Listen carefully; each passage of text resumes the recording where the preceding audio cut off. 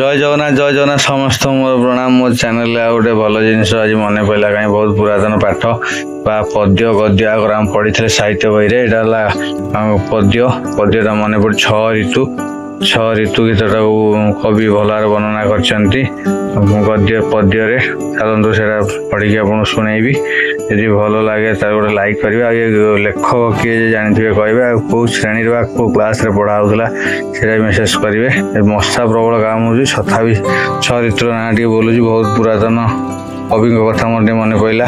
छह ऋतु चलतु बोलिया।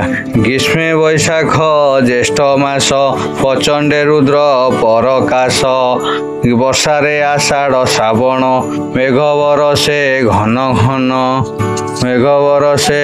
घन भाद्र आश्विन शरतरे निर्मल शोभा जगतरे हिमे कार्तिक माघशिर रातिरे बड़ ईशिशिर शीतरे पौष माघ मास देहरे रख शीतबास फाल्गुन चैत्र बसंतरे मधुमलय मनहरे 12 मासर कथा हेई हेज बालक मन देई। दयाकोरी प्लीज कमेंट कर लेखक किए आ श्रेणी आम पढ़ुले। जय जगन्नाथ जय जगन्नाथ।